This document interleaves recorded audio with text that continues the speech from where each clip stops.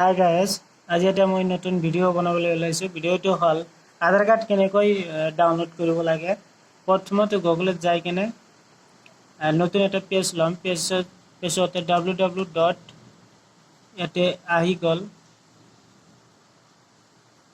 পিছত ইয়াতে ক্লিক কৰিম home unique identification authority of India, ইয়াতে ক্লিক কৰিম।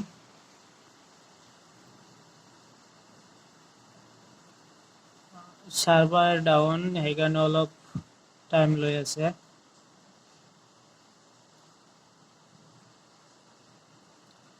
আহি গ'ল। ইয়াতে মাই আধাৰত যাম। মাই আধাৰত যাই কেনে ইয়াতে আছে ডাউনলোড আধাৰ, ইয়াতে ক্লিক কৰিম।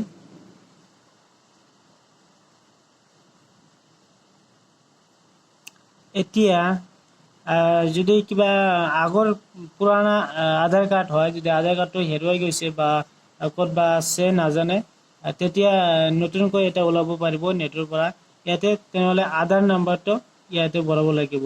যদি নতুন আধাৰ কাৰ্ড ডাউনলোড কৰিব লাগে তেনেহ'লে ইয়াতে ক্লিক কৰিম ইনৰলমেণ্ট ID, ইয়াতে ক্লিক কৰিম। ইয়াতে ক্লিক কৰি আধাৰৰ যিটো 14 ডিজিট নাম্বাৰ আছে সেইটো আমি ইয়াতে ভৰাম।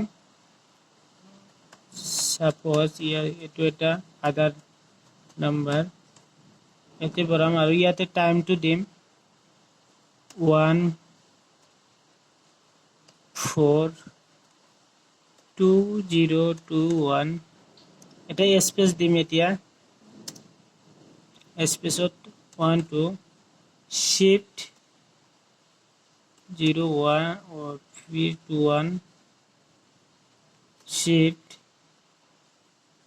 50 এইটো এটা এনেই দিছোঁ। আৰু এতিয়া কেপচাটো ভৰাম। কেপচাটো হৈছে ইয়াতে 8E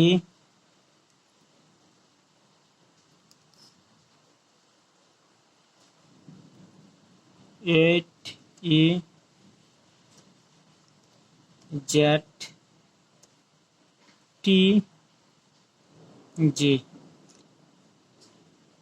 এতিয়া সেন্ড OTP, ইয়াতে ক্লিক কৰিম। এতিয়া সেন্ড OTP ক্লিক কৰাৰ লগে লগে যিটো নাম্বাৰ মোবাইল নাম্বাৰ যিটো আধাৰত এড কৰা আছে সেইটো নাম্বাৰত এটা OTP যাব। OTP যোৱাৰ পিছত OTPটো আকৌ ল'ম, লৈ কিনে এটা নতুন এটা পেজ আহিব। এটা যেহেতু আধাৰ কাৰ্ডটো ভেলিড নহয়, মই এনেই মাৰিছোঁ, সেইকাৰণে OTPটো নাহিল।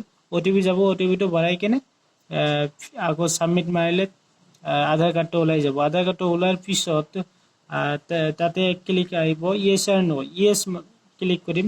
তাৰপিছত 11 পৰা 15 days তাত ক্লিক কৰিম। ক্লিক কৰাৰ পিছত ছাবমিট মাৰি দিলে ডাউনলোড হৈ যাব। এনেকৈ আধাৰ কাৰ্ড ডাউনলোড কৰিব লাগে। Thank U.